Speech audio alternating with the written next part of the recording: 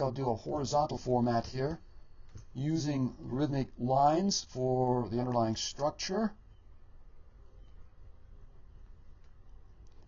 Again, using a limited number of these lines, since they are the major lines that you start with, the big lines, in other words, not the small lines, but the big ones that extend across the picture area, like you see here, to the four borders.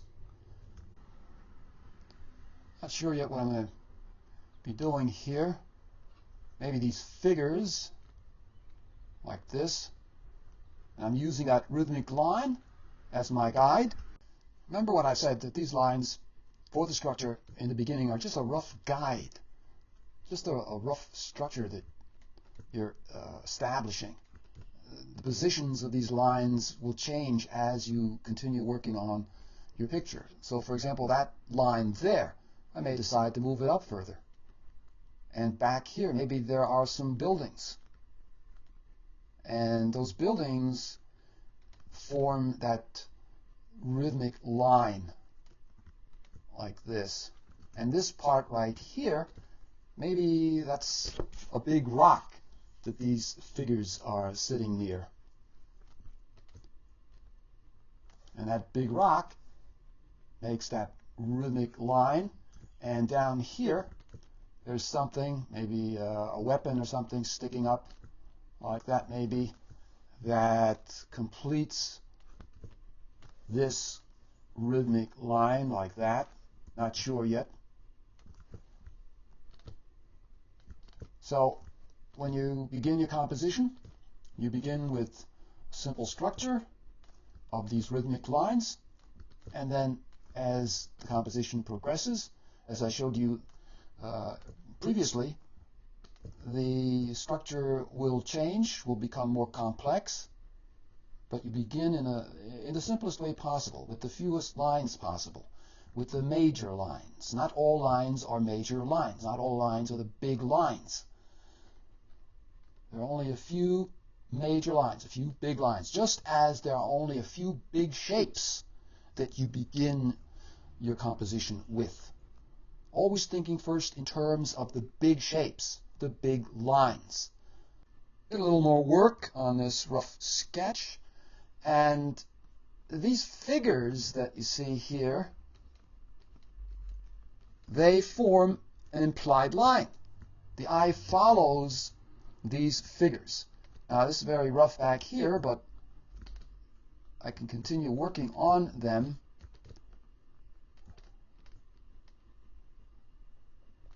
They're all sitting, but to get some variety in there, I got to have one that's standing. So maybe this one's standing, he's further back.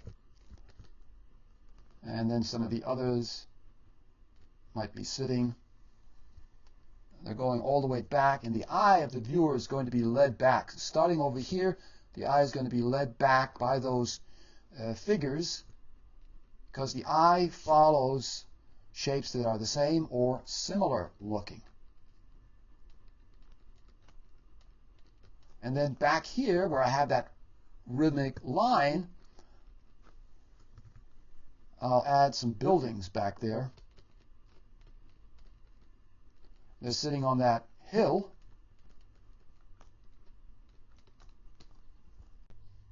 I carried the sketch even further. As I continued to work on this composition, the initial structure that I established changed. Remember, I said that this is just a rough guide that you begin with, and that it will probably change as you develop your composition. So this is what it looks like now. So I'll add these red lines. There's an implied line running like this, out of the picture and up like that. Then there's an implied line running along the edges of the soldiers and up and around like that, meeting that other implied line. Then there's one starting up here where the rock is, runs around, over and into the leg of the sitting man. Then there's another rhythmic line back here where the village is, and it runs around and is picked up by this dark area in the rock. and runs around to the hand and then over to the leg of the man and joins this rhythmic line right there. So as it stands now, this is what the new underlying rhythmic structure looks like compared to what I started out with, which is quite different, as you can see. So, as I said, as the composition develops, the structure may change that you initially established. The structure that you establish like this needs to have lines that lead around the picture and to the center of interest. You can't have those lines going in all sorts of different directions away from the center of interest and leading out of the picture area. These lines lead the eye around the composition because what's underneath has direction. This fence, for example, has a direction inward like that.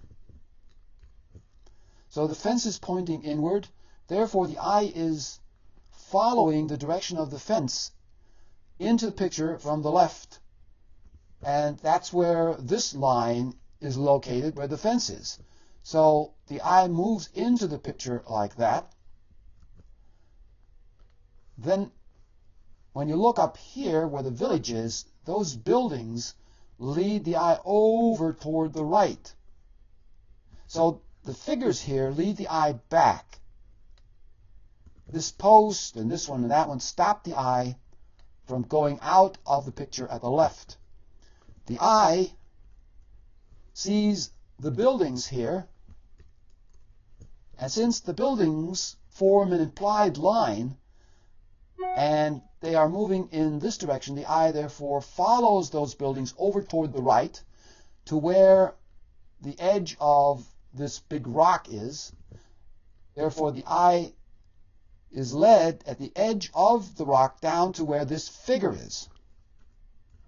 And if you look at the structure, you see that line there, which moves in the direction that I just showed you toward the edge of the rock. And then the eye can move down toward the figure. Even if the eye continues on its journey over here into the rock, it will be led around like that and toward the figure right there.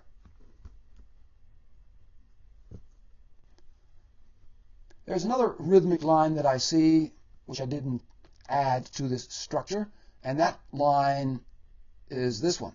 Starts at the fence, continues over into the figures, and up toward the rock, and around like that. So I'm going to add that to this structure, like this. So that's the underlying rhythmic structure. So I have all these curving lines, but then I oppose those rhythmic lines with the straight lines of the guns. So here are the straight lines of the guns. And going into the leg of the man, there's a straight line here, and these smaller straight lines of the posts as well. So they provide relief from all of those curves. Now you could start your picture by not establishing this kind of tentative underlying structure of rhythmic lines. Rather, you could start with the subject itself right away, like this. But the thing is, you're placing the shapes at various places and really not knowing whether you're establishing these shapes on some kind of underlying structure. The shapes may be all over the place. You don't have any guide, nothing to tell you where to place the shapes to form an underlying structure. Although, as you develop your composition, that structure could emerge. So, looking at this implied line here, you might think, well, I'm going to add a figure over here, and maybe that figure has her leg out like this, and that leg that has a direction that connects up with the edge of this figure here. So now you have this straight line there. Then the figure itself, you look at it and you think, well, that suggests a triangle shape to me, an implied triangle. So you could add a line like that, and you might want to continue it all the way to the edge, but you don't have to. You could add another line. Let's say there's some things here on the floor, and they form another implied line going across the floor like that. And a structure has emerged. But you didn't start with this triangle structure. It suggested itself from your sketch. As you were working on that sketch, you got ideas as to what the structure might be. So this is another way to start. And now I have these triangle shapes. There's a triangle shape here. And then, of course, this one. This is a triangular shape. Small one down here. And then I have a rectangular shape here. So there's this rhythm of triangles that are set up. And then you can continue to develop the structure. You have just three main lines, 1, 2, 3, the principal lines or the major lines or the big lines that establish the initial structure. Remember I said keep it simple. Then as you continue to develop the composition, you could add other triangle shapes. So for example, this figure here might have a pose that suggests another triangle. The arm coming down like that, maybe reaching for something over here. Now this is very rough. So now there's another triangle like this. And then you have that triangle. So you're repeating these triangles, setting up more rhythm.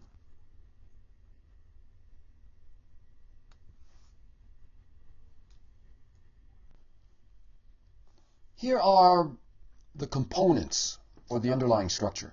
And the underlying structure is known by other names such as compositional stems, compositional forms, the armature, the framework, compositional shapes. They all basically mean that there is an underlying structure to a picture. They all mean the same thing. They're just using different words to describe the same thing. So don't get confused when you hear different artists using different names to describe what is basically the underlying structure. I went ahead and labeled these various components of the underlying structure. So the first component is rhythm. The second is implied lines. And you see the implied lines over here. One is straight and the other is a curved implied line. So the curved implied line, of course, refers to what I showed you earlier, an underlying structure that is made up of these implied rhythmic lines, like that. Then the next component is implied shapes. The implied lines make implied shapes, and the implied shape in this example here is indicated in red, and that shape, as you can see, is a triangle shape. So underlying this shape, which is referred to as an explicit shape, underlying all explicit shapes are more simple shapes, more geometric-like shapes, which are called implied shapes. And then the next component, which consists of these three shapes, are the basic geometric shapes. All shapes are derived from these three basic shapes. So the underlying structure is composed of one or more of these basic shapes and variations of them. So for the square shape, for example, a variation would of course be a rectangle shape, such as you see in this example here. rectangle, rectangle. This is more a square, but this is a rectangle. So the square has been varied. It's been modified to resemble a rectangle. And then the last component is values. To the underlying structure, you add values. So if you look over here, I could add a dark value right there, like that. And then another dark value up here. So I'm adding values to the structure. And the same for this structure here. Could add a value here and another dark value up there. So these components are the ones that construct the underlying structure. So for the implied shapes, you could, let's say, draw a figure. And I'm just roughly sketching this figure in. So here's his leg. And the other leg is going underneath the leg in front. His arm over here.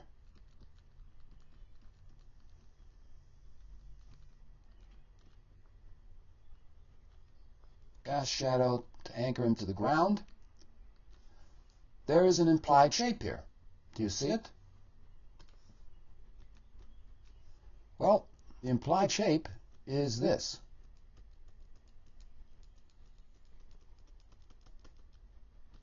A triangle. You see it? See the triangle? One thing I want to make you aware of, and that is, if you take a look at this shape here, the explicit shape, not the implied shape, you can see that the explicit shape is extending outside of the implicit shape. See how those parts of the shape are extending outside of that dotted line? That's because not every part of an explicit shape needs to fall within the implicit shape.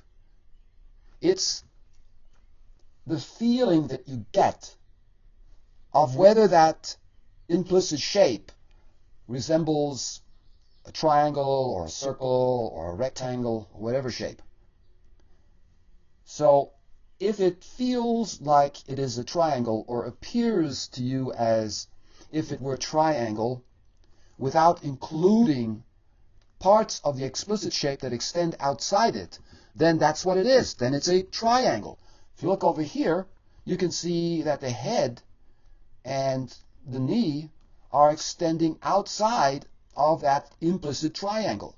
But yet, when you look at the figure here, the explicit shape of the figure, which is the silhouette shape or overall shape, that's the explicit shape, you can see that that explicit shape gives you the feeling that there is this underlying more simple geometric triangle shape like that. So when you look at the explicit shape, try to see the implicit shape underneath. And that may involve not including certain parts of the explicit shape that extend outside it, like you see here and here with the head and the knee. The only way you're going to be able to get all of these components into your underlying structures that you design is by doing a lot of practice work in which you consciously try to apply each of these components to the underlying structure. So let's say you're ready to do some practice work, and I'm going to first of all establish a format shape, and this is a vertical format shape, as you can see. So you need to determine what kind of shape you're going to design your structure on. It's going to be vertical or horizontal. Once you have your format shape, as it's called, then you need to decide which approach are you going to take. Are you going to first of all establish some kind of structure? If you do that, you have to decide on what is this structure going to be built with? That is, what kind of shapes, or as they are also called, motifs. Is the motif going to be a circle, square, a rectangle, triangle? What are the basic shapes that you're going to use to build the structure with? If you build your structure like this, now I've divided the picture area into unequal shapes. Remember, you have to try to get this variety of different sizes and shapes into the structure, as well as rhythm. And the rhythm is established through the repetition of a shape or shapes or lines. So here I have this shape, this one, this one, this one, and the structure here consists of these shapes that form a rhythm because they are of different sizes and different shapes, but they all have essentially the same kind of character to the shape, like that. They have this triangular appearance, you see, with straight lines. Therefore, they're all related. So this sets up a rhythmic structure. Just those two lines placed within the picture area, dividing it that way, gives me this kind of structure. Remember what I said, keep the division simple. 2, 3, or 4 lines to divide the picture area, and no more than that, otherwise things get too complicated. So here I'm just using 2 lines. The structure is just a tentative structure, subject to change. It's just so that you have something to begin with, something to start hanging a picture on, or building a picture on. And the next thing to do is to think about adding a subject. So what I'm going to do is maybe add this figure over here, and it's just very rough. He has his hand up. He's in the grass. This line could be a horizon line. There's a figure standing here. And let's say in the foreground there's a robot. I'm not trying to follow this line that I established exactly. It's just a rough guide for the placement of my shapes. Now this line here is going to be an implied line. Implied lines can run through a shape or be the edges of shapes. So I could add some arms to this robot, a head, and an arm here, another arm here. So I have a subject in mind, as you can see. And that division of the picture area with those 2 lines is subject to change. Now, it may not change. It all depends on how this composition develops, what changes I make to it. But at least I have something here that I can start the composition with. So this is one approach. As you continue to work on your picture, the subject will suggest to you other shapes and lines that can be added to the structure, thereby building on that initial structure and making it a bit more complicated. So for example, this robot here with his arms holding, let's say, knives, right there like that, there is an implied line that is suggested. So I see this curve, a curved implied line, and maybe that curve can extend up like that to where this figure is, thereby creating this half circle like that. So now I have a cross and a half circle that makes up this structure. The lines that you establish, like this line that I just added, you have to think whether those lines that you add lead the eye around the composition and to the center of interest. So that curve leads up to where the center of interest is, this figure here. And then it leads over toward this figure. And then you could put something over here to stop the eye, or the figure itself could actually stop the eye from moving out of the picture area. So you don't just place these implied lines anywhere, all over the place like that. If you do that, then the eye is being led in all different directions, to all different places, and not to where it should be going. And that is, it should be moved around the composition and to the center of interest. So the structure needs to be designed that way, that those lines do that.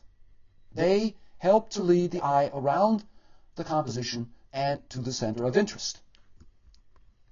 And here again, you can see what I pointed out to you earlier in the video, that when you cross lines like that, where they intersect, that draws the eye to them. Now let's try the other approach, where you don't begin with some kind of structure in mind.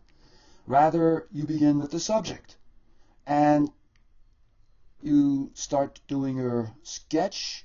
You have something in mind, some kind of arrangement that you want to use, possibly, or you don't have anything in mind and just putting down certain lines and shapes and letting them suggest to you what the next shape should be and where that next shape should be placed.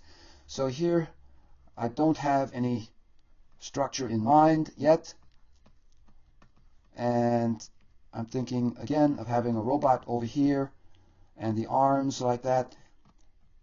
Now as the sketch develops, there are certain shapes or lines that may be suggested to you by those shapes that you're putting down, which can be applied to creating this underlying structure. So, for example, this shape that I'm sketching in here, really rough, is suggesting to me an implied shape, which is a triangle like that. That gives me the idea of maybe repeating that triangle somewhere else, maybe here, where this robot is. Remember, you have to create a rhythmic structure. So, since I have a triangle up there, I could add one down here maybe, thereby starting to establish a rhythmic structure. Then maybe I could have another triangle somewhere else, maybe over here. So now the triangle becomes the motif, the building block for this underlying architecture. And that's what it is. The underlying structure is an architecture that you are building. So you see, this is just to give you some idea of what could occur as you're placing shapes, as you're developing the subject. That subject can suggest to you a motif or motifs that can be used to build the underlying structure with. And that shape or motif is also referred to as the compositional shape. Now getting back to this rough sketch, while these subjective lines can lead the eye to the center of interest like that, there's also another way that the eye can be led to the center of interest without all of these lines pointing to the center of interest. And I talked about this earlier in the video, but let me go over this again. So, for example, if you remember, I talked about creating contrasting structures. If I have a grid structure like this, and let's say the center of interest is located over here, the eye is not going to go there if this is all there is. The eye is going to go all over the place, wandering around, jumping around from one shape to another like that. It doesn't have any path to follow. It doesn't know where the center of interest is. But if I create a contrasting shape, such as the circle, now the eye immediately goes here.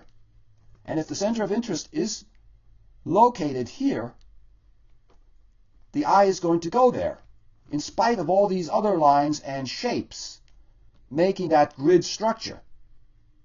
So this is an example in which not all of the lines move to the center of interest or lead to the center of interest.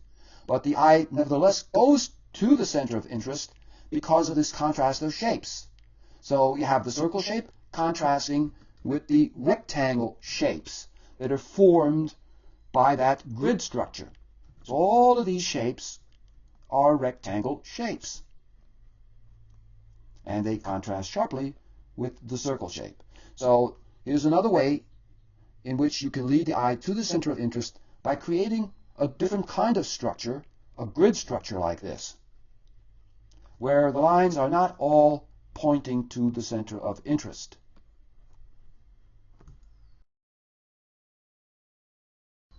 And now, getting back to this rough sketch, what I think I'm also going to do is add this implied shape here for the man, which is a triangle shape. In addition to that, I'll add an oval shape right there, which is the man's head. So I'm repeating this circular shape, but with variation. An oval is a variation of a circle.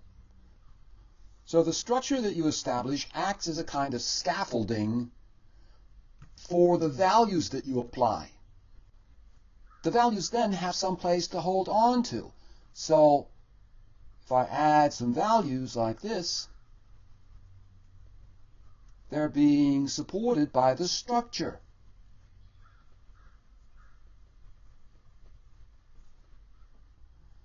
I'm going to continue working on this rough sketch, and I'll also add color to it.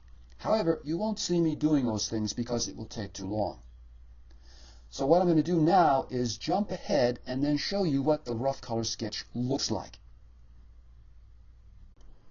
And here is what the finished rough color sketch looks like after having done a lot of work on it, as you can see. Now that initial underlying structure that I established, that structural concept, is still here, underlying the subject. This rough sketch was built on that underlying structure. It acts as the scaffolding or the armature for the painting. Can you see that underlying structure? It has changed a little bit. Remember what I said, that the initial structure that you established doesn't mean that it's chiseled in stone and you can't change it. It will probably change as you continue to work on your composition, as it did in my case. But it didn't change all that much. Instead of having that implied line go up there to where the figure is and create that large circle, it's now changed to this. There's the implied line and extends over into that arm of the robot like that, making the circle somewhat smaller. Then I still have that diagonal line acting as the horizon line going over toward the right, and it continues into the sleeve of the man over here. So there's the horizon, and then it continues into the sleeve of the man, creating this implied line, this longer implied line. So this part of the line connects up with that part of the sleeve, creating that implied line. Then there's another implied line that I established in my initial sketch, which occurs right here, from the edge of the man's arm down into the edge of the robot and then into the grass below. And then there is the oval of the man's head, or in this case just the face, you see.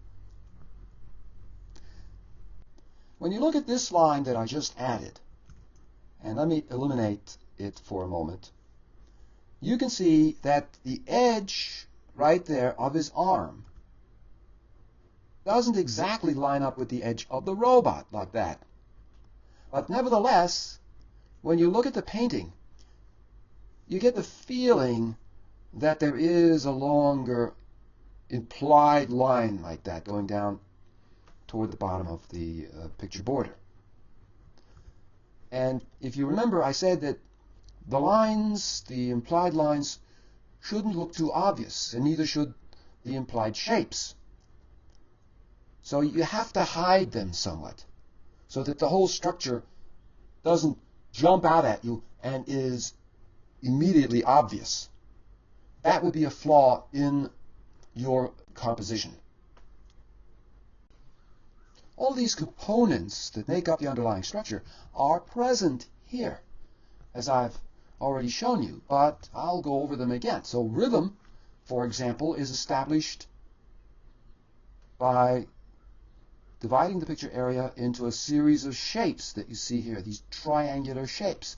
So that structure forms a rhythmic structure. Then implied lines, there's an implied line right there that I showed you. And also an implied line here. And an implied line over there. In addition, implied shapes are also present. So there's an implied line making an implied circle shape. And also basic geometric shapes are present. The circle is a basic geometric shape. And so is the triangle shape of the man here. Also, by dividing the picture area like this into a series of shapes, those shapes are variations of the basic triangle shape. And lastly are the values that are applied to the underlying structure.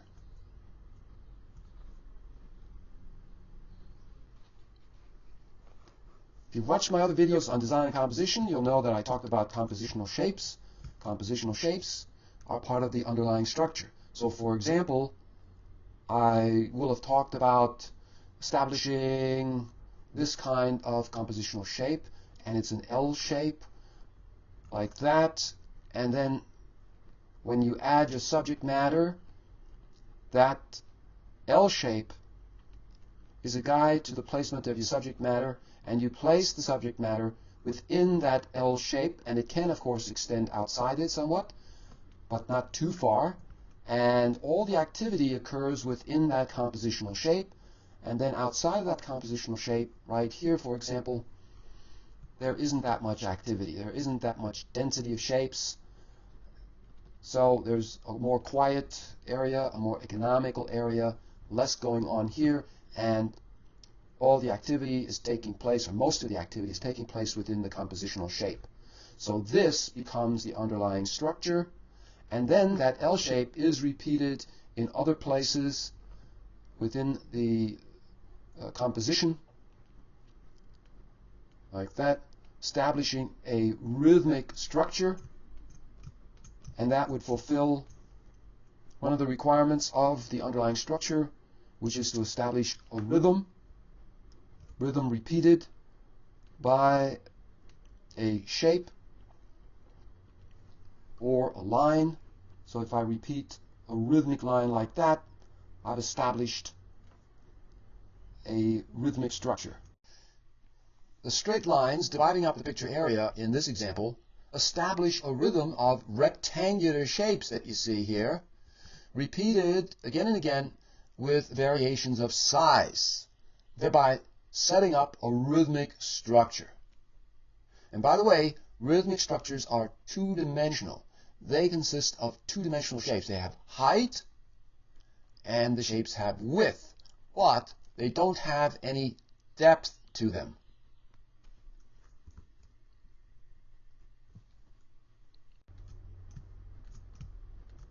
Then there is the compositional shape. So this would become the underlying structure. You build your subject around it or within that oval shape, and then you repeat that oval some places like this, again establishing rhythm and thereby a rhythmic structure. Now I'm doing this real quick, but I think you get the idea. One of the other compositional structures is one based on the S curve or reverse curve like that.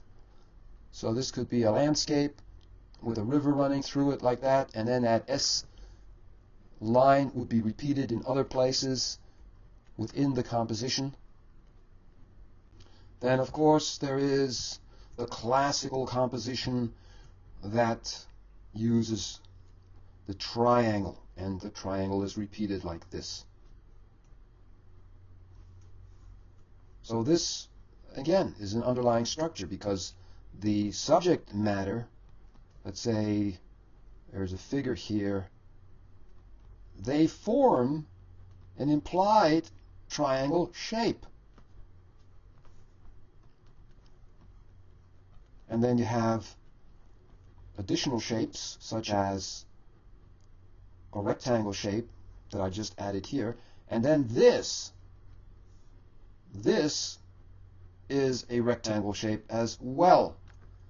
By having that line here, I'm dividing the picture space into two rectangle shapes. They are two-dimensional shapes.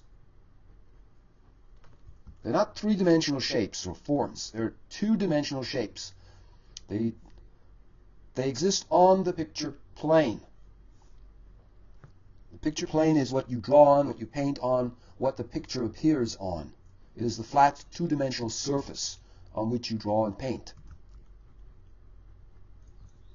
So I have rectangles plus these triangles here. And I could add a third shape if I wanted to, such as a circle.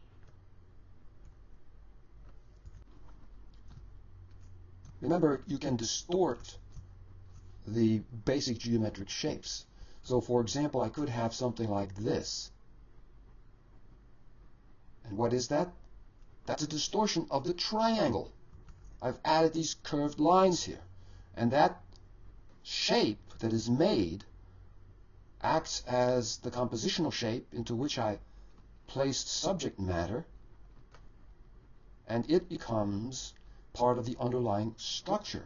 And then I could add other lines and other shapes, such as the horizontal that I'm adding now. Could add some hills back there, like that. Maybe there are trees here, and there's a lake over here like this. Trees being reflected into the lake. Now this is just rough to give you an idea of what you can do with these basic shapes. You can distort them. And now what I have is, again, like over here, I have a rectangle shape. I have another one here. And then I have this distorted triangle shape. You can combine shapes and lines to create structures. So here I've combined the triangle and the rectangle. Once you really get this, once you really understand this and are able to apply it to your own drawings and paintings, you're going to see a tremendous improvement in your compositions. Now, some of the things that I'm showing you here, I've already covered in other videos of mine on design and composition. But these things are so important that they need to be repeated. And the more different examples you see, the better you're going to be able to understand all of this. So it's very important that you see as many different examples as possible.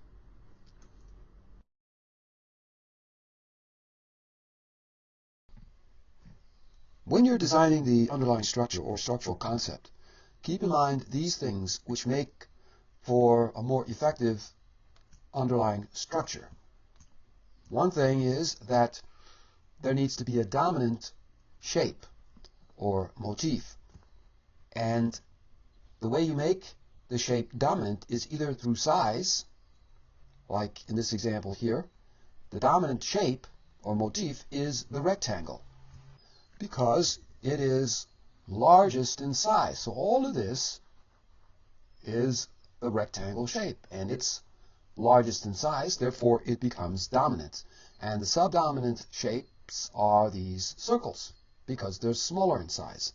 Now the other way to make a shape dominant within the underlying structure is to have many more shapes. So let's say I'm going to do this. And then I'm going to add a circle right there where the lines intersect, and then maybe another circle here. So I have two circle shapes, but I have many more triangle shapes. There's a triangle here. There's another one here. There's another one here. So actually I have 1, 2, 3, 4, 5, 6 triangle shapes, but only 2 of the circle shapes. Therefore, the triangle motif or shape becomes dominant because there are more of them. Always have at least 2 motifs, either triangle and a circle, or square and a triangle. If you have all triangles and nothing but triangles, then you have dominance of shape, but no opposition of shape, no contrast of shape, no relief from all of the triangle shapes.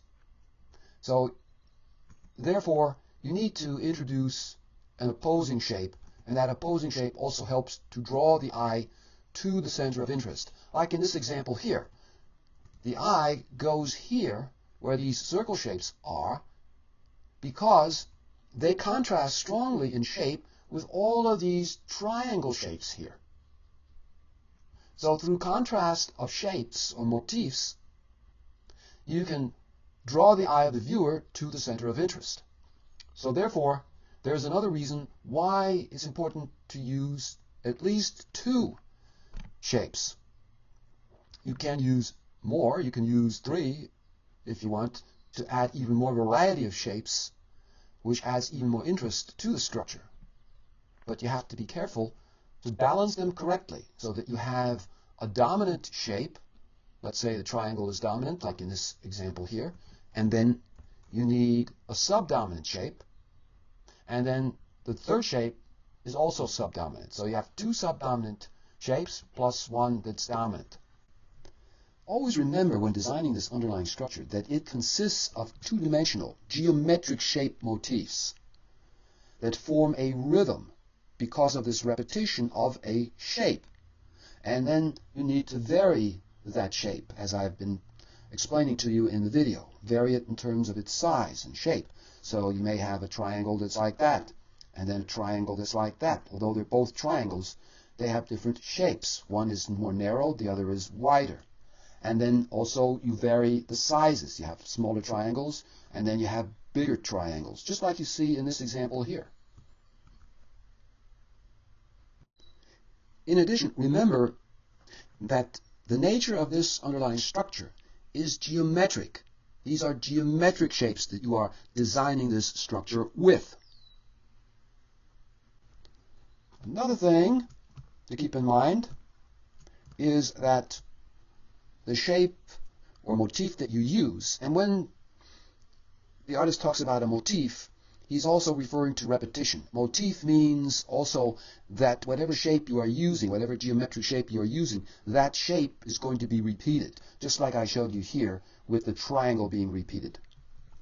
So another thing to keep in mind is that that motif or shape does not have to always be within the picture area like you see here, within the frame of the picture, in other words. It can extend outside of the picture area. So you can have something like this, and it continues outside like that.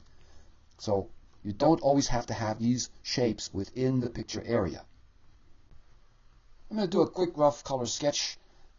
And again, the question is, how are you going to start? Do you start with some kind of structural concept that you already have in mind, or does that structural concept emerge while you are developing the composition? So let's say you have some figures within the painting, and just going to rough in the figures here like this. And these figures, you can't just place all over the place like this. So you have to think about how are you going to organize them. And as soon as you place them within some kind of shape, let's say a triangle here, like this, these figures become organized because they're not scattered all over the place like in this example here. Or you can just begin by grouping those figures without first thinking about some kind of implied shape like this. And just the fact that you're grouping them together will automatically create some kind of underlying or implied shape.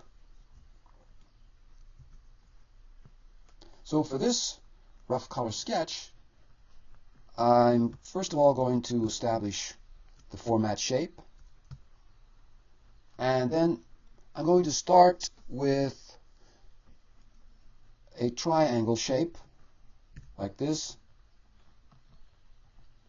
So that's the first shape that I'm beginning with. That's how I'm thinking of organizing the characters. So they're roughly going to fall into a triangular shape, and I'm just going to roughly sketch this in. I won't be able to show you the entire step-by-step process here. That's going to take too long. But I will just show you a really rough sketch how I'm starting this. And this is going to be a Halloween scene. There's a witch standing here, and there's a fairy down here that I'm thinking of with wings like this. And they're standing in a lot of leaves that have fallen from the trees since this is fall. And then there's a big moon back here. So something like this. Also some bats flying around. And I think I'm going to have her holding a pumpkin.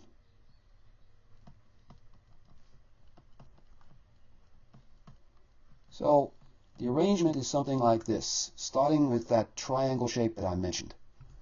And then that triangle shape needs to be repeated because a rhythmic structure needs to be set up. And the pumpkin is round, a round shape, which is being repeated in the round moon. I just added this horizontal line which divides the picture area, which is all of this, as you know. And it divides that picture area into two rectangle shapes. I have a dominant shape, which is this one, this large rectangle that has now been established because of this horizontal line that I've added. And then I have a subdominant rectangle down here, which is a much smaller size. So as it stands now, the dominant shape within this arrangement is the rectangle because of its size. It's larger than this triangle shape here that I used to arrange these figures in. However, if I use more of these triangle shapes, then they may become dominant over this rectangle shape.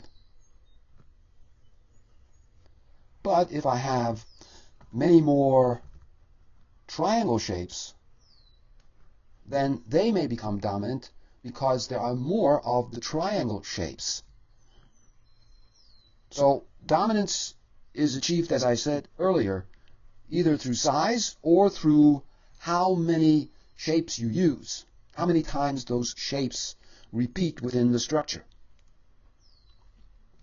So if I did something like this, where I have that triangle, but then I divide the picture area like this with another triangle right there, I extend the lines down, then I have a large triangle here, I have another large triangle here, then of course I have this smaller one, and I have that one, then I could add another triangle here, and maybe another triangle right there. So now there are all these triangles all over the place. They become the dominant motif or shape now, rather than that large rectangle shape. So it all depends on how many times you repeat the motif, or how large the motif is, as I said earlier. As it stands now, the triangle becomes the subdominant motif. And I may repeat one down here as well. The dominant motif, therefore, because of its size, is the rectangle and not the triangle. And then I have another subdominant motif, which is the circle. Now it's time for me to jump ahead and show you what the rough color sketch looks like that resulted from some of this planning that I did here. And here is my rough color sketch. You can see the triangle shape right there. And remember what I said earlier in the video, that there are parts that can extend beyond that implied shape, like his head or her head, this part here, her hair here. They do not have to fall exactly within the implied shape. Matter of fact, they shouldn't. Otherwise, the implied shape begins to look too obvious, and it shouldn't look obvious. But when you look at this group, you get the feeling that they fit into this underlying implied shape of a triangle. And then right here, there's an implied triangle. It looks something like this. And then, of course, that one. Redraw that. No, not quite right. It's more like this. And then I have the circle, which is the pumpkin, and then the moon, and then this implied line here, which is the edge of all those leaves, and that edge there. Those two lines, those two implied lines, because they line up with each other, and even though they are far apart like that, they create this invisible line that I talked about earlier, resulting in an implied line like that, dividing the picture area into this big rectangle shape that I mentioned, and then this smaller rectangle shape down here. So the large rectangle shape becomes the dominant shape motif in this composition. If you remember, earlier in this video series, I talked about shapes setting up implied lines, and I drew these really rough robots. And I said that those shapes of the robots set up an implied line.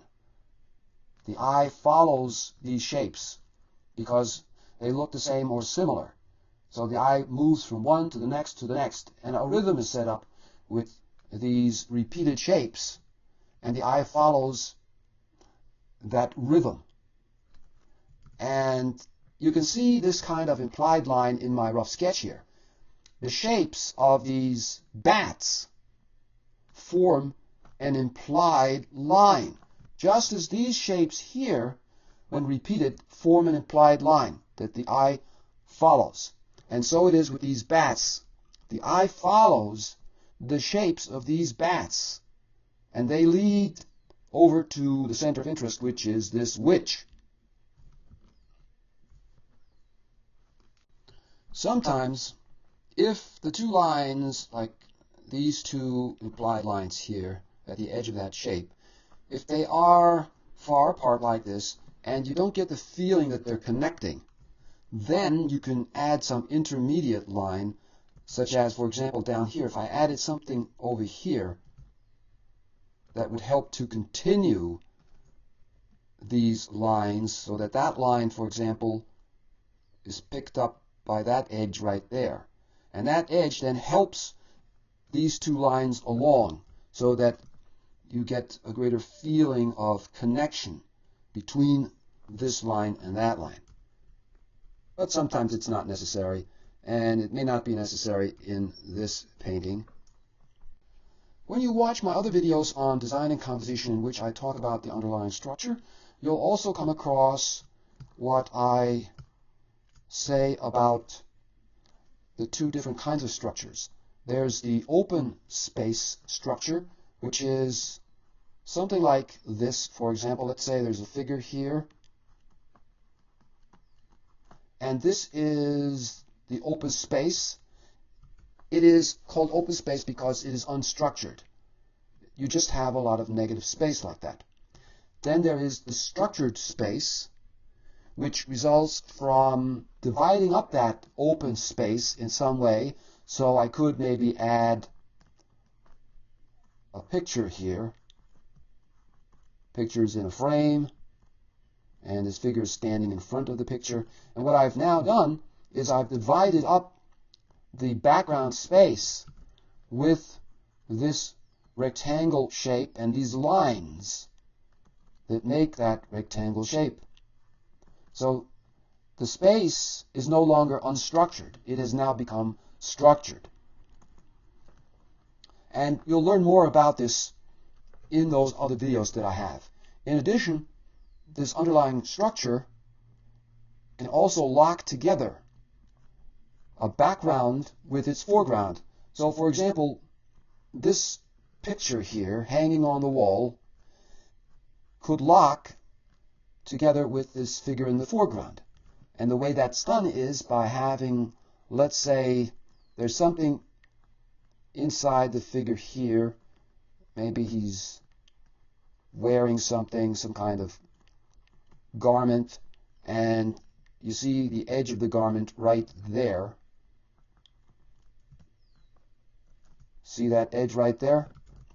So now, this foreground figure could lock with the background if there was something in that picture that's hanging here on the wall. You'd have something in that picture that has an edge like this, a shape that has that kind of edge, that when you continue that edge, that implied line of this shape here, when you continue that line like this, it is picked up by that edge of the garment. Thereby, you are locking the background with the foreground together like that. Now you may ask, well, why do that? Why lock the background and the foreground together? Well, by doing that, you unify the composition. And instead of having two planes, a foreground plane and a background plane, you now actually have one plane, because that background plane has now been brought to the foreground because it locks with this foreground plane. So you've also simplified the composition by having fewer planes. You still have the foreground plane, the background plane, but because they lock together, they now join. And you have one plane, so to speak, instead of two planes. So you've unified those planes, the foreground plane and the background plane. But you still see a foreground plane and a background plane, but they actually have become one through this locking that occurs. Now, I talk more about this in those other videos. So it's important that you know this and understand it. Therefore, check out those other videos on design and composition. Let me do another quick sketch here of what is meant by the planes. So here, let's say, is the foreground plane on which this figure here sits. Then there is the background plane on which this painting or picture hangs or sits. And that picture is right there. Okay? So in this little rough sketch here, you can see two planes, 1 and 2. And they are separate. They're separated. One plane, this one here, is in the foreground, while this plane is in the background. So they appear separated. But in order to arrive at a more unified composition, you need to bring this background plane into the foreground plane. Lock them together. Make them one, in other words. So instead of having two planes, because they lock together, you now have one plane.